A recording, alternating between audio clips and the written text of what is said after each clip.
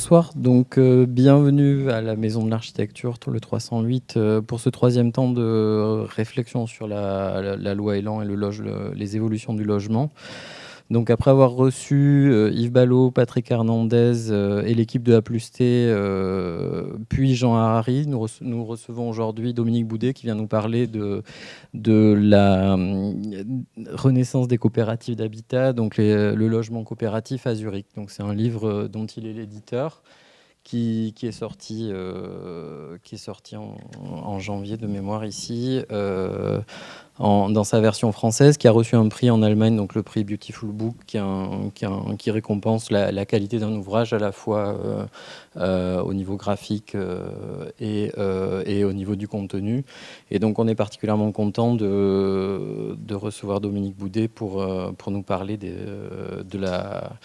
des logements coopératifs en Suisse. Donc ça fait particulièrement sens dans notre démarche parce que le bouquin présente un kaléidoscope de vision. Donc il y a une dimension politique, une dimension urbaine, une dimension économique, la dimension participative et la dimension architecturale qui se regroupent avec des visions donc, de différents intervenants, et avec après un catalogue qui est extrêmement précis de typologie de logement selon le territoire.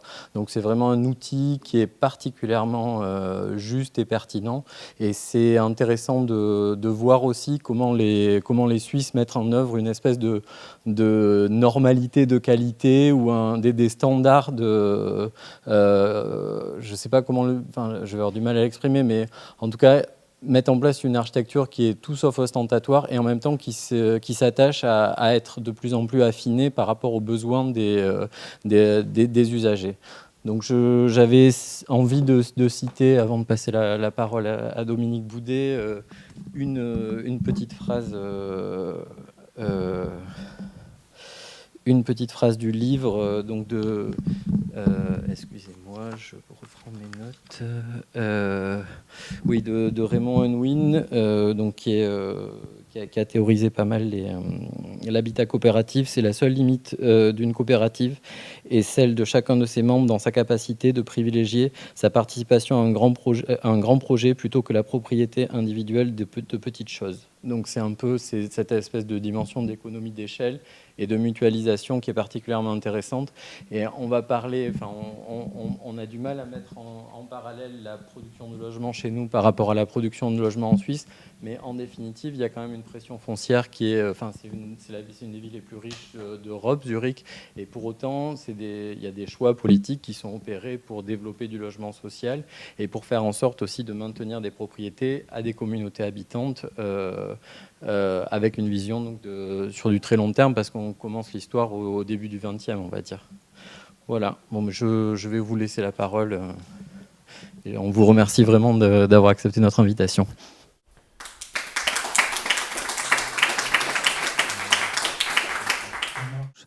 Bon, je vais essayer de parler. Merci beaucoup d'être là et merci de l'invitation. Je vais préciser quand même une chose immédiatement. D'abord, vous allez voir que ce que je vais montrer est assez en dehors de la tendance actuelle, en France tout au moins, pour beaucoup de raisons que je vais expliquer. Mais le point de départ, quand même, de bien préciser, je vais parler de coopérative. Donc, les coopératives, ça se confond pas avec le logement social. Bien sûr, la coopérative fonctionne un peu comme un but, avec des buts sociaux, avec des buts de participation, mais c'est d'abord des structures totalement autonomes, c'est-à-dire qui n'ont rien à voir avec les structures du logement social en France, qui n'ont rien à voir non plus avec les structures privées. C'est vraiment une structure intermédiaire, autonome, qui a sa propre réglementation. Il se trouve que ces structures ne se confondent pas non plus avec quelque chose où il y a effectivement un sentiment de participation intense qui s'appelle le logement participatif, ou ce qu'on voit beaucoup en Allemagne, les Baugruppen, où des individus se groupent pour construire leur logement et ensuite ils deviennent propriétaires. La coopérative, ce n'est pas ça. La coopérative, c'est des gens qui se groupent pour construire des logements dont ils deviendront locataires et en même temps propriétaires, en tant que propriétaires de la coopérative, mais pas de leur logement. Avec beaucoup d'avantages, on ne veut pas les faire partir, sauf dans certaines conditions qui sont quand même très rigoureuses. La coopérative ne fait pas de bénéfices. Donc il y a un système très différent qui fait qu'on l'appelle la troisième voie entre le social pur, il y en a à Zurich comme ailleurs, et la privatisation ou le marché. Première remarque. La deuxième remarque, ce que je vais montrer, c'est une situation particulière qui est à Zurich. Elle est particulière parce qu'elle est en Suisse, et elle est encore plus particulière parce qu'à Zurich. C'est-à-dire c'est un processus qui est à la fois historique à Zurich et qui est aussi culturel en Suisse. On verra pourquoi tout à l'heure. Donc ces deux éléments sont importants parce qu'on est là dans une situation un peu à part, dans un monde un peu à part, qui est le monde des coopératives à Zurich. Je l'ai découvert progressivement en allant d'abord régulièrement en Suisse quand je traverse pour aller voir ce qui se passe un peu ailleurs, en Slovénie, en Croatie, tout ça. Et j'avais repéré quelques bâtiments intéressants, donc j'étais regardé. Et puis, à force d'aller là-bas, une dizaine d'années, 7-8 ans, j'ai découvert qu'il y en avait d'autres.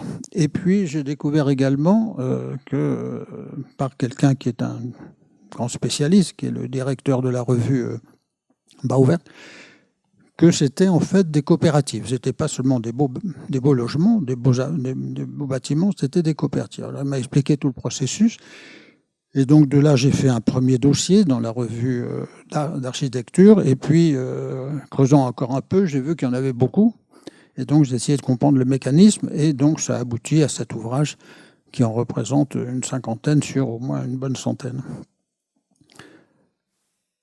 Quand j'ai dit que c'est un procédé historique, il faut bien comprendre qu'à Zurich, c'était jusqu'au milieu du 19e siècle, toute petite ville de 30 000, 40 000 habitants, qui était tranquille dans son lac, autour de son lac. Et puis, il y a un grand entrepreneur, un peu comme il y en a eu en France, les Pereire, etc., qui a découvert, qui a vu surtout que le chemin de fer se développait à côté, se développait en France, il se développait bien sûr en Angleterre, qui était la première nation, mais en Allemagne. Et il s'est dit, c'est pas possible que la Suisse ne soit pas dans le mouvement, parce que toutes ces lignes vont nous contourner et nous ne serons pas dans les grands mouvements économiques que laisse entrevoir le chemin de fer. Donc il a décidé de créer une ligne de chemin de fer et une gare à Zurich. Il a été plus loin du reste, il a fait les lignes qui permettent de traverser la Suisse, qui fait que la Suisse n'était plus du tout isolée du circuit général. Et créant cette ligne, naturellement, ça a permis d'attirer l'industrie, laquelle industrie, naturellement, a eu besoin d'ouvriers qui sont descendus de leurs montagnes, qui sont venus un peu partout de la Suisse et aussi des pays voisins, la France. Et quand on a des populations qui augmentent considérablement, il faut du logement. Et il se trouve que là, on a la conjonction d'un problème de logement social, disons d'un logement décent, qui n'était pas du tout le cas, puisqu'il y avait une crise très très profonde, puisqu'il n'y avait pas de logement. Et donc, les Suisses qui développaient là, habitaient dans des conditions tout à fait exécrables autour des usines. Et à un moment donné, parce qu'on est en Suisse et qu'il y a cette expérience et cette habitude de la coopération. Quand je dis une habitude, c'est vraiment une habitude très profonde. C'est la Suisse, c'est quand même des gens qui viennent des montagnes. Quand on vient de la montagne, on sait qu'il faut coopérer, parce qu'on ne peut pas être à la fois en train de faire paître ses animaux dans la montagne et puis être dans la vallée. Donc il faut que les gens s'entraident. Et ce goût de l'entraide est très très profondément ancré, ce qui a fait que le mouvement coopératif, d'une façon générale, s'est beaucoup développé en Suisse. Et la plus grosse coopérative, c'est Migros, qui est à la fois une coopérative agricole, une coopérative de distribution, etc., qui était même une des coopératives de construction de logements, puisque certains que je vais montrer ont été faits au départ par Migros. Et donc cet esprit d'entraide a trouvé un terrain naturel dans le logement, puisque là, il y avait un besoin qui n'étaient pas résolus, et en se groupant, les ouvriers pouvaient trouver une manière d'avoir un logement décent. Le premier a été fait, donc, comme vous le voyez là, d'une façon très traditionnelle, en 1893-97, par une structure totalement indépendante, de gens qui sont groupés, qui ont acheté le terrain, qui ont fait un architecte. Et puis, ça a continué à se développer avec des systèmes beaucoup plus proches de ce qu'on connaît aujourd'hui, on va voir tout à l'heure. Et c'est là où la ville est intervenue. La ville est intervenue parce qu'il y a eu une pression très forte pour arrêter cette qualité déplorable des logements. Il y a eu des gens qui se sont vraiment dévoués pour obliger la ville à faire une action forte dans ce sens. Mais la ville a été plus intelligente que simplement construire des logements. Elle en a construit quelques-uns. Elle s'est aperçue que puisque les habitants se groupaient, peut-être c'était plus simple de les aider à créer des coopératives. Et elle les a aidés de deux façons, par une loi première loi de 1907, on verra son importance tout à l'heure, et une deuxième loi de 1910, laquelle a décidé, d'une part, que la ville devait faire du logement social, et deuxièmement, devait aider les coopératives de deux façons. La première, en simplifiant ou en diminuant le montant nécessaire pour lancer une coopérative. C'est-à-dire, vous prenez, disons, un montant de construction, mettons 100. Au départ, il fallait 26-30% de fonds privés, enfin de fonds des coopérateurs. La ville a décidé qu'il suffisait de 10%, et ensuite même ça a été réduit à 6%, et aujourd'hui, 6% est toujours le montant minimum, mais avec différentes aides et subventions, on peut même lancer une coopérative sans avoir de fonds. Bon, c'est un peu limite, mais on y arrive. Ça, c'est la première raison, la première aide. Et la deuxième, donc c'était plus facile d'obtenir 6% du montant du projet qu'on avait que d'obtenir 30%. La deuxième raison, la deuxième aide considérable a été de dire nous allons leur vendre du terrain pas cher. Alors ils pouvaient le faire parce que la ville, en 2 temps, a acheté beaucoup de terrain autour des communes qu'elle avait petit à petit agrégées, d'une façon très subtile. Elle a eu une politique foncière de très long terme, très intéressante.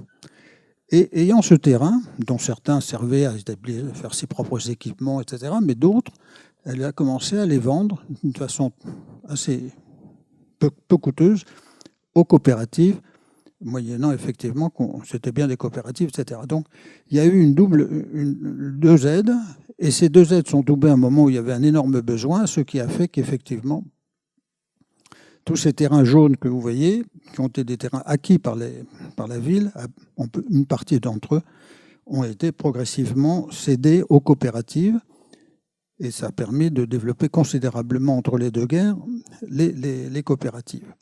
Et puis il y a un autre phénomène qui est important, parce que ça a vraiment eu beaucoup d'importance pour la suite, en particulier aujourd'hui.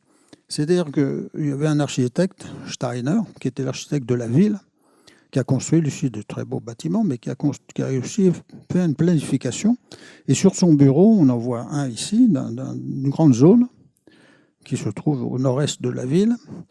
Il avait une politique très claire. Il disait la ville doit rester dense et autour, on doit avoir une ville verte.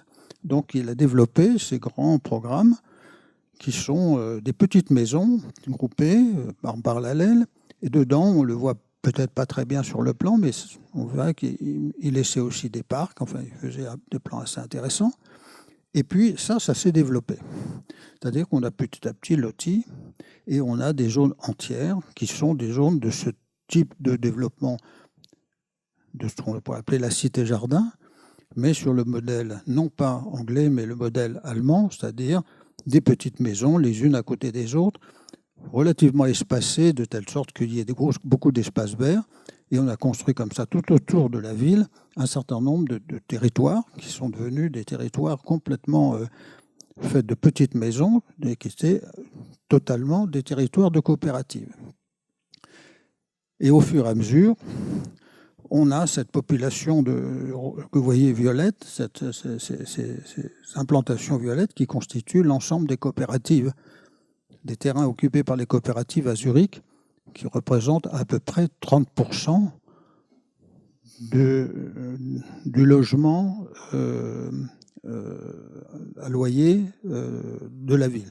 Dedans se mélangent et les logements construits par la ville pour elle-même, vraiment des logements sociaux, et les logements des coopératives. C'est ce qu'on appelait les logements d'intérêt public, c'est-à-dire des logements qui échappent au marché.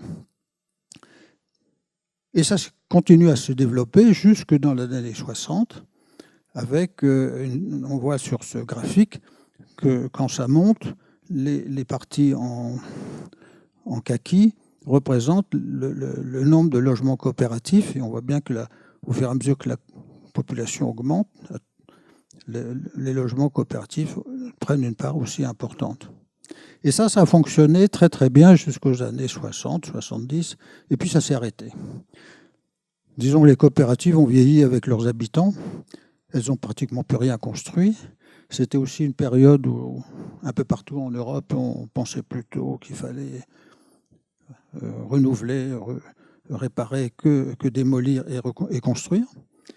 Et jusqu'au début des années 80, où là, 3 facteurs sont intervenus brutalement. Une crise sociale, une crise du logement et une crise économique. La crise sociale, c'est une crise de la jeunesse, un peu tardive par rapport à nous, des années 80, qui a donné lieu à une explosion. Cette jeunesse ne trouvait plus de logement, puisqu'on n'en construisait plus. Et du coup, elle s'est révoltée d'une façon très, très bizarre par la conjonction. L'explosion est venue de la conjonction toujours de 2 moments. Le premier, c'était le vote par la ville, par les conseils municipaux, d'une aide substantielle pour la rénovation de l'opéra. Dans le même temps que les jeunes attendaient, au contraire, des équipements un peu plus adaptés à leurs attentes. Et dans le même temps où il y a eu ce vote, il y a eu un grand concert pop. Et la petite cohorte qui réagissait contre le vote du conseil municipal s'est trouvé à un moment donné en fusion avec ceux qui sortaient du concert. Ça a fait une énorme explosion sociale et qui a complètement transformé la ville, puisque à ce moment, la ville a changé complètement d'attitude, les jeunes ont pris le pouvoir. Et vous savez que dans cette période-là, jusqu'à cette période-là, on ne pouvait pas se baigner, par exemple, dans le lac. Bon, là, naturellement, on a pu se baigner. On n'avait pas le droit d'ouvrir un café. Naturellement, on a ouvert des cafés. Et la ville s'est transformée dans une ville beaucoup plus ouverte qu'elle ne l'était, où elle était très protestante et très contrôlée. Et donc, cette révolte étudiante a été un des premiers facteurs. L'autre facteur a été la crise économique, parce que beaucoup d'activités, naturellement, ont disparu, en particulier sur les terrains que j'ai montrés tout à l'heure, et ce qui a amené un grand débat, savoir qu'est-ce qu'on fait. Et naturellement, une partie de la droite voulait construire plutôt des bureaux pour faire de Zurich une grande place financière. Naturellement, les autres pensaient qu'il fallait plutôt faire du logement. Et donc, ça a mis un trouble politique qui a bloqué un peu toute la situation. Et troisième crise du logement, puisqu'on ne construisait plus de logements depuis une dizaine d'années. Beaucoup de familles sont parties et la population commençait à baisser. Et pour la ville, c'était une perte et de revenus et une perte sociale, puisqu'il y avait moins de mixité. Et tous ces actifs, ces activistes plutôt, qui ont, à ce moment-là, ont réagi fortement à la situation, occupant des immeubles qui étaient libres, inventant des utopies dans tous les sens, finalement se sont dit que peut-être la solution à leur envie de rénover un peu la ville et le logement, c'est peut-être de revenir, de réexploiter les capacités de la coopérative. Et donc, ils ont retrouvé dans la coopérative un instrument pour développer un logement beaucoup plus ouvert, beaucoup plus dynamique que ceux qui existaient. Et ça, le premier qui a fait ça, il s'appelle Andreas Hofer, et avec 2 autres personnes, ils se sont battus pour occuper un des terrains industriels que personne ne voulait laisser au logement. Ils l'ont récupéré quand même et ils ont réussi à faire une coopérative d'un genre tout à fait nouveau, puisqu'au lieu que ce soit uniquement des logements, ils ont fait non seulement des logements de nature différente, des logements pour des personnes individuelles, pour des groupes de personnes, pour des personnes éventuellement d'un certain revenu, et non pas seulement des personnes pauvres. Ils ont fait une crèche, ils ont fait des bureaux, ils ont fait un restaurant. Donc ils ont dit la coopérative doit devenir un instrument non seulement social mais urbain. Et puis, ils ont réussi à convaincre qu'ils avaient dû rester aidés à faire leur premier projet, parce que derrière cette architecture qui paraît d'une grande banalité, on en verra d'autres, c'est pas en Suisse que vous allez trouver les architectures un peu bizarres que nous voyons en France, mais derrière cette architecture, il y a une invention typologique tout à fait intéressante. Et petit à petit, ce monsieur Offert, qui est toujours vivant et qui est très très actif, a réussi au travers des très grandes coopératives qui se sont mis un petit peu à se réveiller, se sont intéressés à cette démarche et ont créé un groupe de coopératives. Ces coopératives se sont groupées pour faire une super coopérative, on appelle Mehrheitswohnen, plus que des logements, et ont profité d'un anniversaire, celui de 2007, qui était l'anniversaire de 1907, qui était la première loi. Donc ça, c'est la loi fondamentale et fondatrice de notre activité. Donc, on va faire un grand événement pour démontrer que maintenant, nous sommes en train de refaire notre propre évolution. Je reviendrai sur ce projet en finale, qui est un projet vraiment très intéressant, mais ce qu'ils ont voulu faire, c'est justement un quartier et non pas simplement des logements. Et puis, dans le même temps, la ville avait décidé, un changement de municipalité s'est fait à ce moment-là, dans les années 2000, la ville a décidé qu'elle prenait l'engagement de construire 10 000 logements en 10 ans. Ça a relancé la construction, la ville s'était énormément inquiétée de voir la perte de logements, la disparition des logements, et elle a voulu reconstruire des logements, mais pour attirer des familles. Donc elle a prévu de faire plutôt des grands logements. Et reprenant toujours la même stratégie d'il y a un siècle plus tôt, elle a commencé par demander, confier à des architectes quelques terrains qui lui restaient.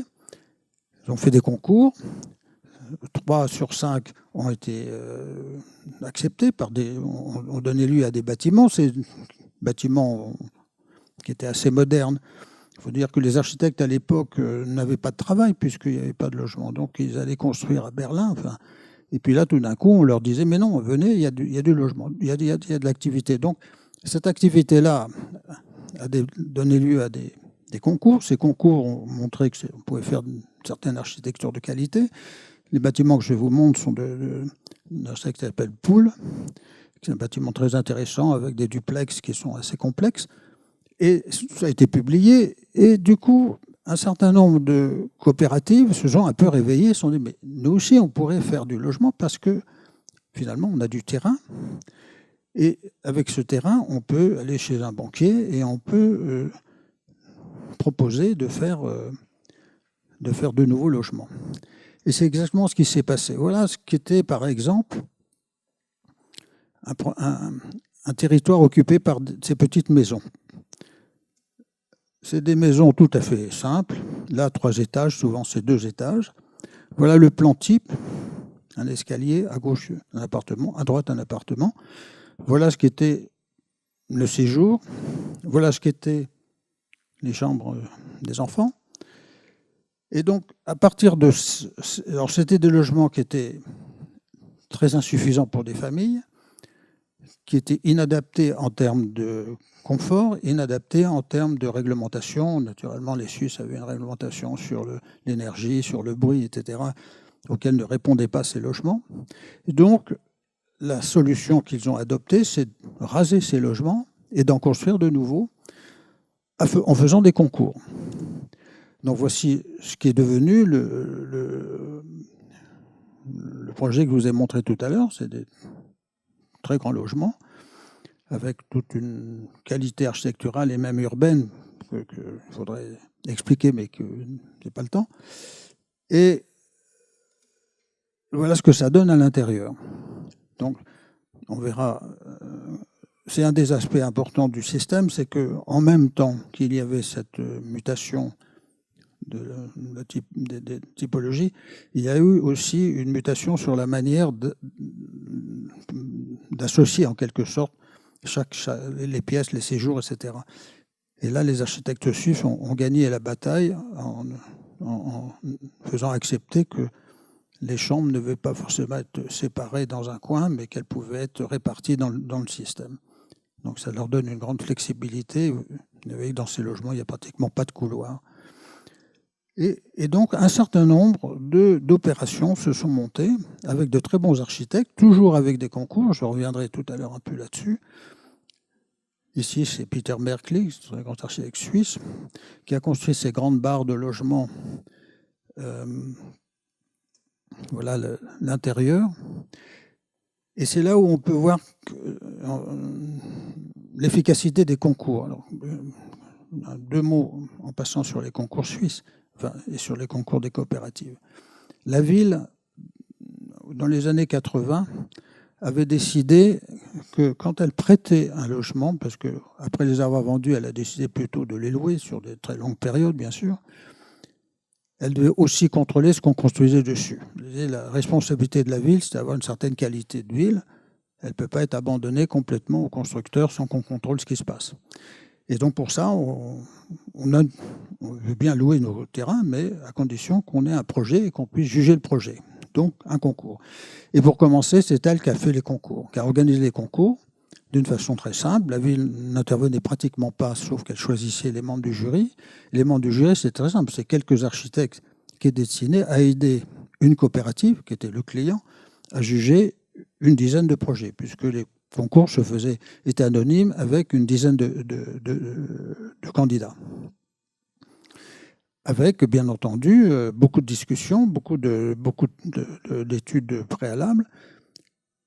Et ça a permis souvent de faire aboutir des projets difficiles, qui en France, par exemple, c'est impossible de faire ces deux grandes barres, mais d'autres, comme celui que je vais montrer, qui est un projet encore plus bizarre, qui étaient deux coopératives qui s'étaient groupées, cette fois-ci sur un terrain qu'elle avait acheté au prix du marché, et qui avait fait un concours, qui n'était pas par la ville, mais par une structure qui était propre à l'organisation des concours, et qui se trouvait en face d'un projet de cette nature, en même temps que d'autres projets où les candidatures avaient fait, puisqu'il y avait deux coopératives, deux bâtiments, les coopératives avaient des desiderata légèrement différents. Et finalement, le jury, c'est-à-dire les architectes du jury, ont fait comprendre aux dites coopératives qu'ils avaient plutôt intérêt à prendre ce projet parce qu'il offrait une chose exceptionnelle que j'aurais jamais pu trouver ailleurs, c'est-à-dire un énorme espace jardin. Et quand on regarde ce projet dont l'intelligence est tout à fait remarquable, on s'aperçoit qu'à l'extérieur, cette forme un peu particulière permet d'avoir trois espaces qui chacun a sa fonction. En haut à droite, on a le parking pour les visiteurs. En bas à droite, on a un terrain de jeu pour les enfants. Et sur la gauche, il y a un grand fossé pour recueillir l'eau, puisqu'il y a des règles très, très strictes. Et puis un truc avec... Et à l'intérieur, surtout, on a un immense jardin qui est constitué en fait de trois jardins, mais qui fait un espace considérable. L'intelligence du projet se retrouve également dans la typologie, puisque là, on a ce qu'on ne voit pas du reste très bien, mais qu'on va expliquer, c'est que vous avez un bâtiment très haut, très grand, mais dont la dimension est un peu masquée par le fait qu'il y a une échelle intermédiaire qui est de regrouper deux appartements, deux étages. Et ces deux étages, quand ils sont regroupés, ça permet d'avoir des grandes loggias qui font double hauteur, ou, pour celles qui n'ont pas la loggia, et on le voit ici sur la photo, un grand balcon saillant. Et on le voit sur cette image, quand vous êtes des appartements en diagonale, toujours très simple, quand vous êtes avec une loggia, avec un balcon, vous avez un grand balcon. Quand vous êtes en loggia, il n'y a plus de balcon, mais le petit carré sur la gauche est en fait la grande loggia. Et ainsi de suite. Beaucoup de logements ont été construits sur des sites quelquefois très complexes, comme celui-ci, par exemple, qui est un site plein de petites maisons. Et c'est là où on découvre la subtilité et l'intelligence de ces architectes qui ont réussi à implanter ces petites constructions dans un site parcellaire plein de petites maisons, avec un plan très astucieux qui permet d'avoir des correspondances entre les jardins de cette partie-là et les jardins voisins. Et ça donne une architecture très légère. La coopérative ayant même accepté de ne pas aller au maximum de la surface qu'elle pouvait faire, de façon à limiter les inconvénients et aussi les réactions des riverains, etc., etc. Et ce qui est très intéressant dans la démarche de Suisse, c'est qu'on voit que le logement devient un territoire de recherche. Je prends un exemple ici des architectes formidables qui s'appelle Knapkiewicz Fickert. Bon. C'est des architectes qui avaient beaucoup d'inventions, mais tant qu'il n'y avait pas les coopératives pour faire des concours, ils n'arrivaient pas à percer. Là, c'est un concours en ville, dans un territoire très, très urbanisé. Le lac est tout au bout. Et ils construisent en quelque sorte un immeuble, et dont le plan est vraiment intéressant, parce que c'est un plan qui fait que le séjour, le modèle étant un petit peu le bâtiment de l'avenue Franklin, le séjour fait en quelque sorte le lien, vous le voyez, c'est sur un étage courant, il y a deux appartements, fait le lien entre toutes les pièces. Et comme les architectes aiment bien faire des petites maquettes, ils avaient mis ça en relief, ils font souvent ça, ce qui permet de bien comprendre comment fonctionne l'appartement.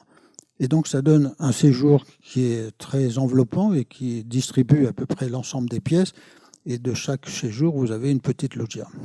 Autre projet que j'aime beaucoup, un projet très simple, très intelligent, parce que c'est des bandes qui viennent remplacer l'image que vous voyez là, voit bien comment ces petites structures remplacent des bâtiments accolés les uns derrière les autres qui étaient la structure d'avant.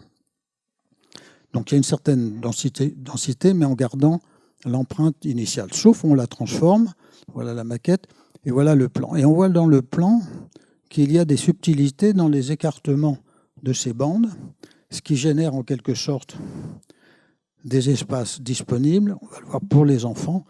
Et donc ça fait une espèce de vie collective qui marche très très bien, où les enfants et les familles se rencontrent tout en étant chacune autonome. C'est vraiment un modèle de vie collective tout en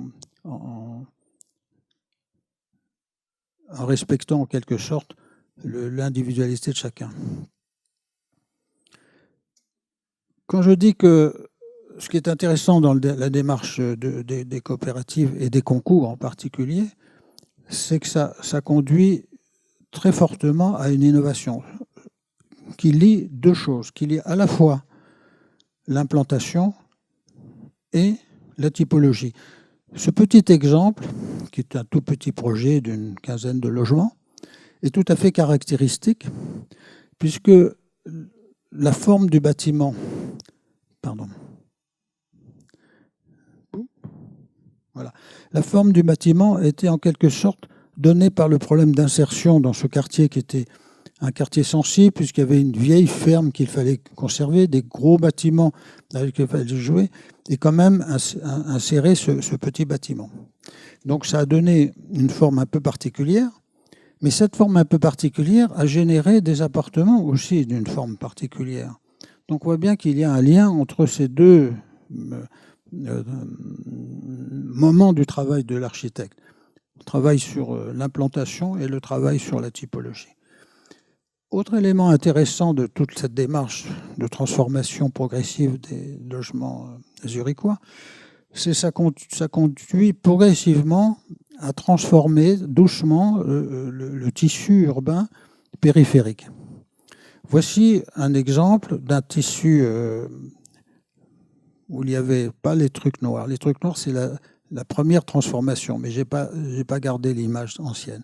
Mais l'image ancienne était faite des petites barrettes que vous voyez au-dessus des barrettes noires. Donc un premier travail a été fait, un premier concours a été lancé, gagné par une architecte, qui a construit ces barrettes. Et un deuxième et un troisième concours ont venu compléter l'ensemble du dispositif avec tout ce que vous voyez complété en noir. Le problème étant que vous aviez des maisons individuelles sur la partie en bas de l'image et vous aviez une transparence qu'obtenaient ces maisons vers un très beau parc dans lequel il y avait une piscine. Pour le garder, ce système en bande légèrement décalé, la première architecte a fait ces bâtiments très, très complexes, apparemment pas quand on regarde l'image, mais quand on regarde bien les plans, on s'aperçoit que c'est assez subtil, avec des décalages de hauteur, avec des décalages dans la largeur. Et puis le deuxième architecte a construit différents logements, mais le long de la bande qui était disponible, en jouant plutôt sur la hauteur pour laisser les transparences. Et ça fait une série de logements très intéressants. Plus c'était serré, plus ça fait des petites tours à deux appartements. Et quand on est dans les parties plus larges, il pouvait élargir un petit peu le projet et on avait des tours à 3 appartements. Et qui donnent, bien entendu, on le voit sur ce plan, des typologies très intéressantes. Et le rapport qu'il y a entre le bout de terrasse que vous voyez libre avec juste un petit point et l'appartement est tout à fait magnifique. Et ça donne des appartements de très très grande qualité. Mais finalement, ça crée aussi un nouveau quartier où on voit que ces deux éléments se rejoignent pour faire une rue. Sans doute, oui, c'est le grand défaut qu'on peut dire du système, c'est qu'il n'y a pas de commerce, il y a très peu d'activités qui viennent compléter le travail sur le logement, mais le principe de garder cette fluidité qui est une des caractéristiques de Zurich. Et voilà un autre exemple où là, au contraire, on est dans un très large boulevard avec 2 lignes de tram. Et l'architecte a choisi de construire en protection sonore un grand bâtiment, plusieurs 2 grands bâtiments qui formaient quai. Et à l'intérieur, il a glissé. Alors, on est encore dans le chantier, là, il va y avoir un jardin.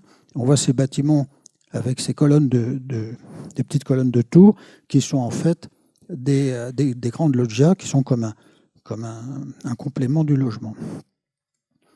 Et pour terminer, je voudrais simplement montrer 3 projets qui sont plutôt des projets novateurs. Le premier est Kalkbreite. Alors c'est une histoire tout à fait intéressante parce que ce projet a été construit sur un hangar, en quelque sorte un hangar à tram. Vous savez que les tramways à Zurich ont une importance considérable puisque la ville fonctionne magnifiquement avec un système de transport public d'une efficacité incomparable. Et il n'était pas question pour la Société des transports publics de sacrifier le moindre de leur lieu de stockage des trams parce que ça foutait en l'air la régularité, tout le système. Donc pendant très longtemps, c'est resté un trou vide et les habitants se plaignaient, trouvaient que la ville ne faisait pas ce qu'il fallait pour faire que ça soit un beau quartier. Et puis un jour, la Société des transports a décidé qu'elle allait effectivement moderniser son hangar et qu'elle allait construire. Alors à ce moment-là, les habitants se sont groupés, on dit c'est pas possible. Il avait été prévu il y a très longtemps qu'on aurait des logements et qu'il y aurait des logements à cet espace. Et finalement, ils se sont groupés, ils ont une action très très efficace. Tout de suite, un des éléments, par exemple, ça a été d'installer un jardin, de mettre des plantes pour dire ce terrain nous appartient aussi, on veut faire des logements, etc. Bon. Et finalement, la ville a cédé. Et un jour, elle a décidé, après avoir pas mal réfléchi et discuté, qu'effectivement, elle allait confier le terrain, non pas le terrain, mais le terrain avec les nécessités de garder l'entrepôt de tram, donc avec des règles assez strictes. Il fallait qu'il y ait un jardin, il fallait qu'il y ait tout, et l'entrepôt de tram. Et qu'ils allaient le confier à une coopérative. Et les habitants qui s'étaient groupés pour éviter que les transports ne fassent n'importe quoi, immédiatement se sont groupés pour faire une coopérative. Ils ont fait leur coopérative et ils ont participé au concours, ils ont gagné le concours et, bon joueur, la ville a aidé finalement à ce que se construise cet objet qui est un objet très lourd avec effectivement, on va le voir, le jardin suspendu, puisque en dessous, vous avez les trams. Et c'est un projet tout à fait caractéristique de la nouvelle génération des coopératives, puisque dans ce projet, vous avez non seulement des logements, mais la ville savait pertinemment que l'économie du projet, compte tenu du surcoût donné par l'obligation de mettre un toit au-dessus du hangar à tram, avait accepté comme condition qu'effectivement il y a aussi du commerce, des bureaux, il y a un cinéma, il y a beaucoup de choses. Et on est bien dans cette stratégie d'objets qui sont plus que des logements, qui sont des objets urbains. Dernier projet de la première coopérative que je vous ai montré tout à l'heure, un projet encore plus, je dirais, révolutionnaire si on veut, mais surtout prenant des risques. Cette coopérative continue, c'est son 3e projet, à investir dans des nouveaux projets. Et là, on est plutôt en périphérique de ville, dans un terrain très difficile puisqu'il y a des voies rapides qui passent, des trains express en surplomb. Et c'est un ancien terrain industriel, un bout de ce terrain. Et la ville a choisi un projet où on a d'une part ces grandes bandes que l'on voit sur les côtés qui servent en quelque sorte d'écran anti-bruit à tout ce qui se passe autour, et au milieu des blocs très importants dans lesquels j'ai malheureusement pas retrouvé les plans. On arrive à avoir même des logements qui font 20 mètres de profondeur, c'est-à-dire tout un système qui permet d'associer des grandes profondeurs avec des logements très étroits. Et vous voyez, les petites passerelles qui sont là permettent d'avoir ces connexions. Voilà le site à l'extérieur. Voilà un peu comment les gens peuvent habiter. C'est très rude, mais c'est assez efficace. Et voilà les vues que l'on a de ces gros blocs et des parois extérieures qui forment en quelque sorte un quartier protégé. Dans ce quartier, il y a effectivement des bureaux, un hôtel, des commerces, etc. Dernier projet, je reviens sur celui que je vous ai montré tout à l'heure, parce que c'est peut-être le projet le plus emblématique de l'année Marche. En 2007, les coopératives ont décidé de se grouper et de faire un grand coup pour marquer le renouvellement des coopératives. Et donc, ils ont inventé un concours en 2 étapes. Première étape, concours ouvert, donner des idées, qu'est-ce que doit être un logement aujourd'hui, gagné par des tout jeunes architectes qui avaient pratiquement jamais construit, une double équipe. À partir de là, ils ont fait un autre concours pour trouver les architectes qui allaient construire et qui allaient développer le projet sur le site. Et c'est les mêmes architectes, toujours qui avaient à peine construit, qui ont gagné, qui ont fait ce projet dont le principe est de construire un quartier, c'est pour ça que ça s'appelle Mehrhalswohnen, plus que des logements, plutôt que de faire ce que j'ai montré à côté, qui était la tendance naturelle de faire ce que les Allemands, les Suisses, les Allemands aussi, appellent un Siedlung, c'est-à-dire des grandes barres qui ferment un territoire. Là, au contraire, on veut faire un quartier, c'est-à-dire que tous les logements, tous les pieds de logement en rez-de-chaussée sont des commerces, il n'y a absolument pas de logement. Et au lieu d'avoir des grandes barres, on a une série de 13 bâtiments, chacun ayant... il y a 5 architectes, chacun ayant leurs caractéristiques, et quelquefois sont assez innovateurs. Ici, on regarde le grand espace vert, qui est en fait la cour de récréation de l'école dessinée par Keretz. On le voit mieux ici, cette école très célèbre, où le gymnase a été superposé aux différentes classes. Et on voit comment fonctionne ce quartier. C'est effectivement des rues, des blocs.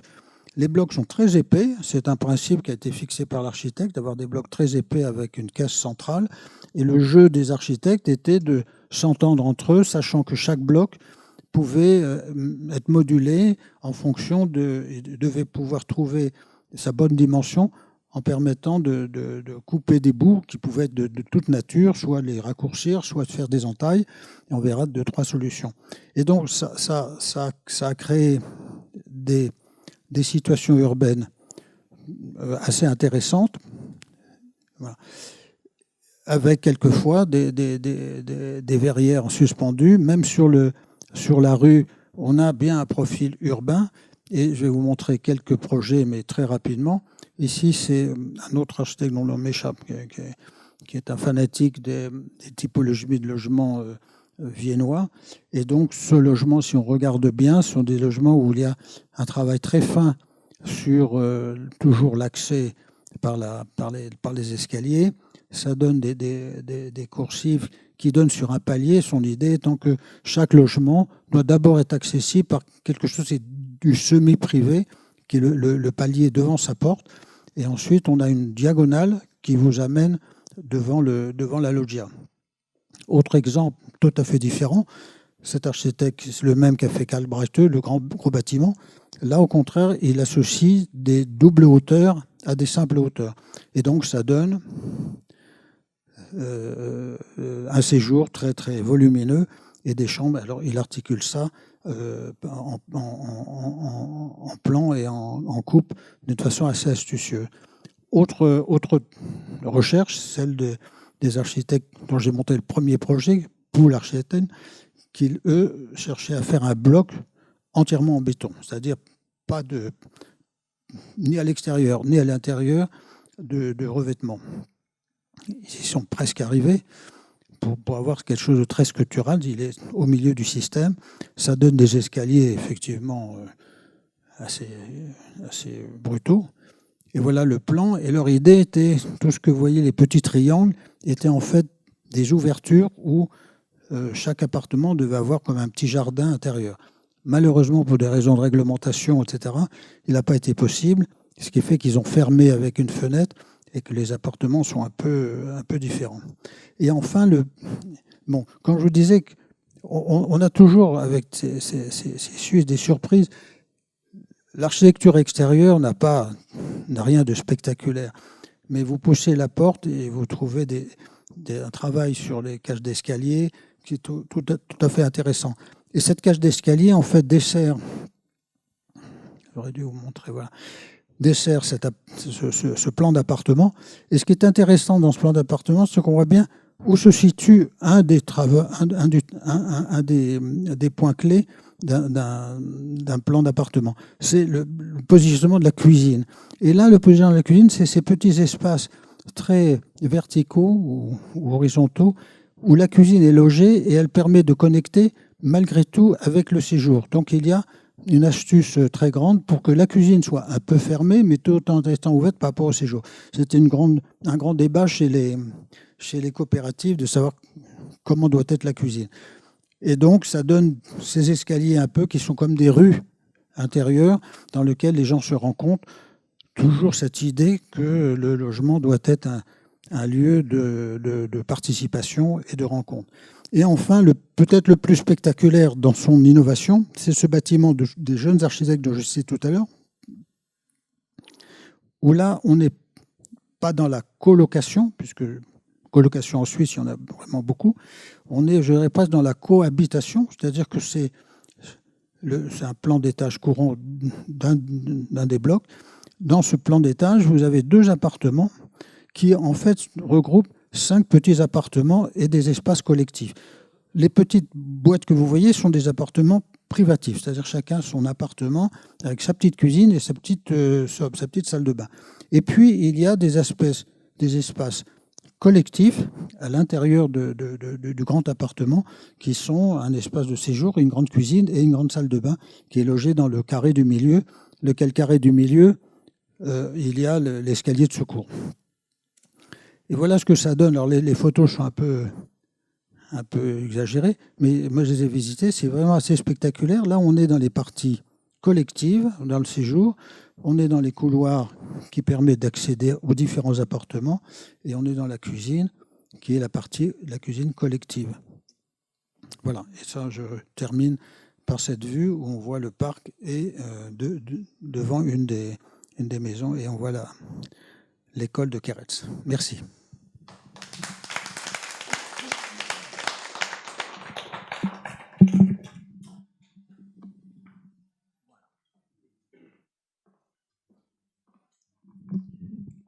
On va passer peut-être à la traditionnelle série de questions éventuelles, si vous en avez. Paul Roland. Merci. Je vous remercie pour votre présentation très intéressante. Moi, je m'interroge un petit peu sur le statut des coopératives. J'ai un peu de mal à comprendre parce que vous dites que certaines coopératives réalisent plusieurs opérations. Donc, j'imagine qu'elles fonctionnent presque un peu comme des sociétés. Donc, double question. Est-ce que c'est possible donc qu'elles réalisent plusieurs opérations? Et deux, comment elles se gèrent de manière très concrète? C'est-à-dire, est-ce qu'elles ont des salariés? Comment elles traitent leur activité, quoi, tout simplement? Dans les coopératives, vous avez différentes coopératives. Il y a des coopératives à 5000 logements, la plus grosse. 5000 logements. Donc, ce n'est pas une opération, c'est 50 opérations. Et ces opérations, elles les renouvellent et elles continuent à les renouveler avec la méthode. Et c'est une grosse coopérative, et là, elle a des salariés, ça ne se gère pas n'importe comment, 5000. Puis il y en a d'autres qui sont entièrement gérés par les coopérateurs eux-mêmes, avec quelquefois une aide extérieure, mais qui reste typiquement coopérative. Le fonctionnement, il est relativement simple. Vous avez une assemblée annuelle, naturellement elle est préparée, qui décide de ce que va faire la coopérative. Donc si la coopérative, par exemple, décide, c'est le cas de beaucoup de coopératives, mais une particulière que je pense, décide de démolir une partie de leur patrimoine pour construire autre chose. C'est tout un processus qui commence d'abord par expliquer pourquoi il faudrait le faire. Ensuite, comment on va le faire. Ensuite, les premiers projets. Ensuite, oui, il y a tout un processus de mise un peu au courant, etc. Et il faut reconnaître que ce système fonctionne plutôt bien puisqu'ils arrivent à démolir beaucoup de logements et à les reconstruire avec d'autres qui ne sont pas forcément pour les mêmes habitants. Ça, c'est sûr, il y a un mouvement. Et ça pose quelques problèmes parce que ces vieux logements qui n'étaient pas efficaces, mais très économiques, il faut savoir qu'un logement coopératif, quand vous le construisez, que vous payez le loyer, il est en quelque sorte calibré sur le coût du logement et il va aller en décroissant puisqu'il n'y a pas de profit. Alors si le logement est plutôt bien construit, il n'y a pas besoin de le rénover constamment. Donc petit à petit, on a des loyers très faibles. Et ces vieux appartements, ces vieilles maisons avaient des loyers extrêmement faibles. Donc c'était ruineux pour la coopérative qui ne gagnait aucun argent et qui en plus avait des coopératives qui étaient aussi vieux que les bâtiments. Enfin, donc ils ont entamé ça. Qu'est-ce qu'ils avaient comme patrimoine? Ils avaient leur terrain. Et ils se sont aperçus qu'avec ce terrain, ils pouvaient aller à la banque et que la banque était prête à leur prêter de l'argent pour compléter le financement sur un délai largement suffisant. Pourquoi ils pouvaient faire ça? C'est qu'on était en rareté. À Zurich, je crois qu'il y a moins de 1% de logements vides. Donc vous construisez un logement, vous le louez.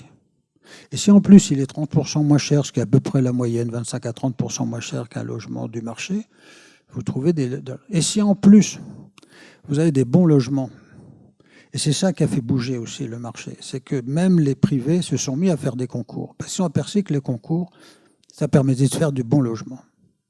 Et donc le système, il est rentré dans un cercle plutôt vertueux par un système de concours très rigoureux, où c'était pas 3 Gustave qui faisaient un concours avec un jury de 25 personnes qui disaient on ne sait pas très bien comment.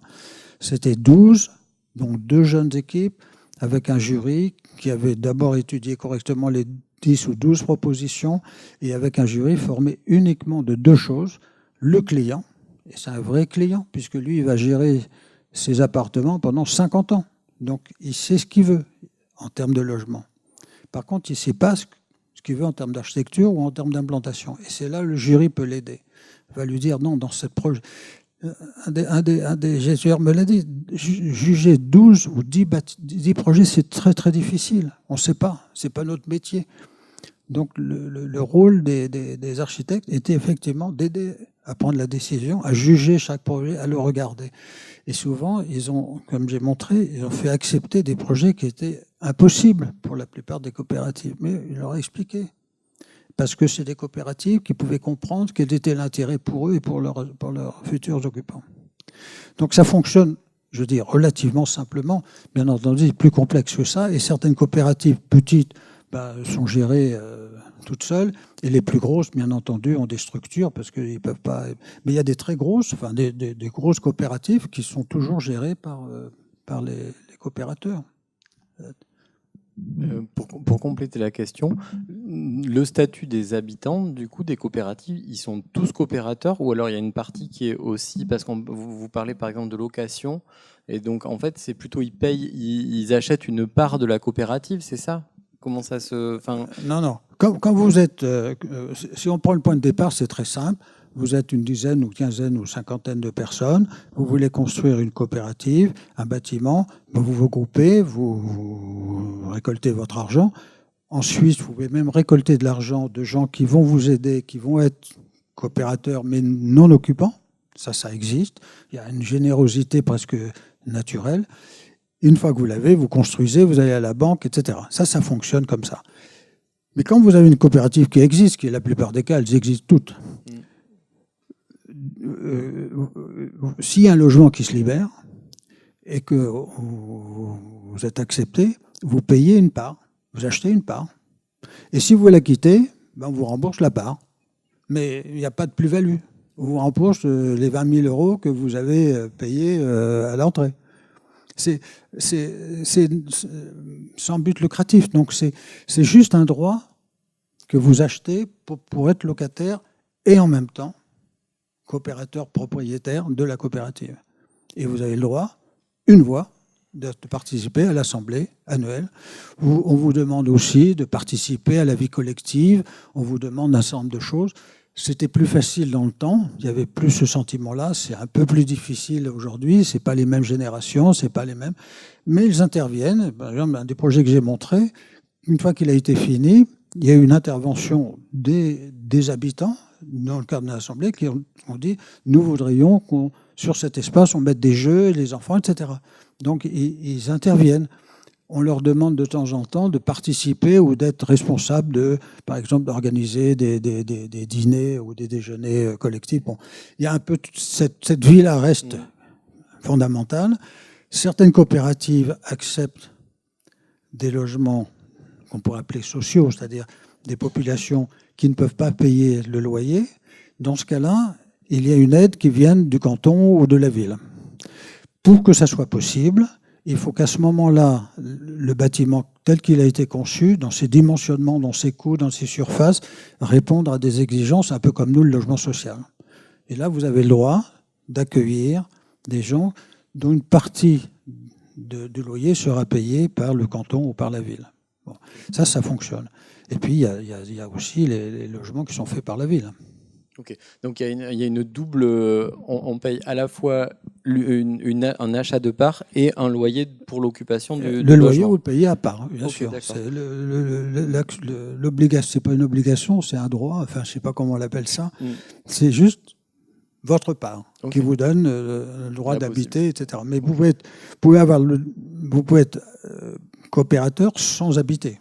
Il y a beaucoup qui sont comme ça parce que beaucoup qui aident les coopératives à se monter, surtout les nouvelles. Je pense que Calbreteux, ça a été le cas. Beaucoup de gens ont soutenu l'opération en finançant le début sans demander à être le locataire. Okay.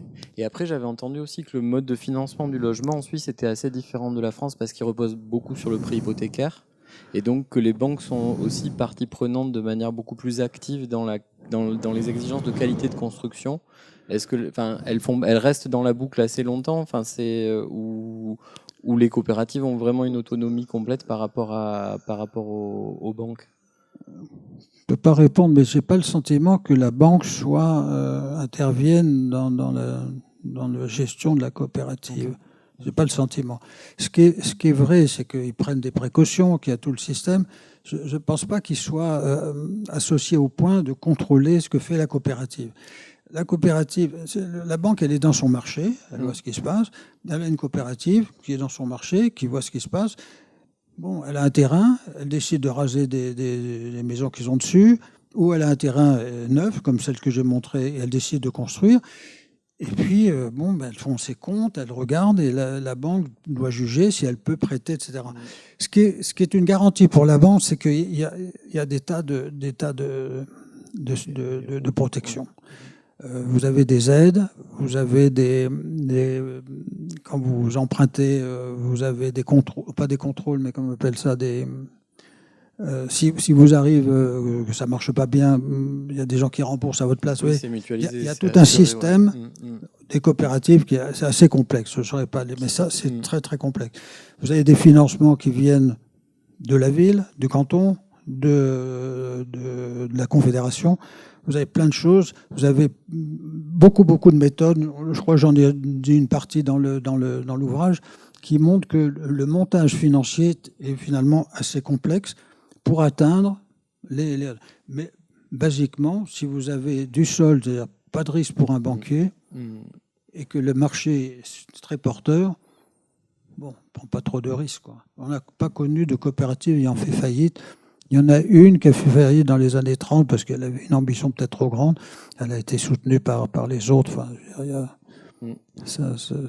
c'est Non, mais en fait, dans l'absolu, c'est juste pour comparer par rapport au système français, le temps de prêt en Suisse étant beaucoup plus important, les banques ont plutôt tendance à être beaucoup plus porteuses dans la manière d'investir, et donc ça explique aussi un niveau de construction qui est plus important, parce que le fait qu'elle reste, enfin que le prêt hypothécaire soit un contrat à très long terme, elles ont tendance plutôt à inciter à... Enfin, j'avais l'impression que ça participait à ce cercle vertueux aussi dans ce qu'on m'avait expliqué. Mais oui, je ne sais pas, sans doute. Hein. Okay. Je pense... Moi, j'y retourne. J'ai une autre question toute bête sur la question du... C'est pour bien comprendre à ce qu'on se situe dans de la location ou dans de l'accession, pour essayer de comparer avec le système français, la question du leg. Qu'est-ce qui se passe dans ce moment? Il n'y a pas de leg. Il n'y a pas de leg. Non, il n'y a pas de leg. Je ne pense pas que la part de 20 000 euros revienne aux héritiers. Je ne crois pas. Enfin, mais possible, mais je ne crois pas. De toute façon, ça n'a pas de valeur. Enfin, ça a de la valeur pour accéder au logement si on en trouve un.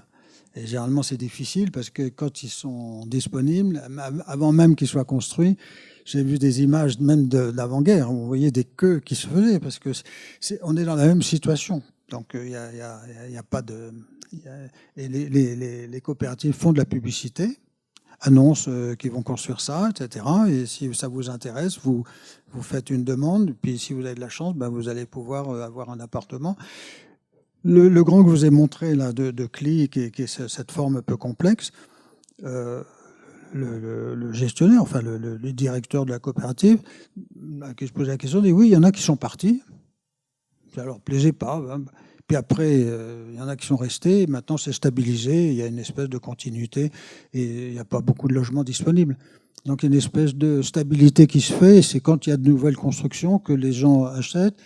Comme ces nouvelles constructions, pour certaines, offrent plus de logements, bon, ça augmente un petit peu le disponible.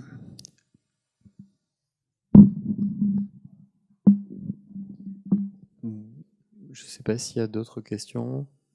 Sinon, on va peut-être aller prendre un pause. Il fallait juste que j'annonce la prochaine conférence, qui est la semaine prochaine, mercredi prochain. On recevra Xavier Leibar et on en profitera pour inaugurer l'expo de Sophie Meyer sur les paysages urbains. C'est une expo de photographie. Voilà. Donc en espérant vous retrouver peu nombreux mais motivés. Et je vous souhaite... on se retrouve dehors. À tout à l'heure. Merci beaucoup.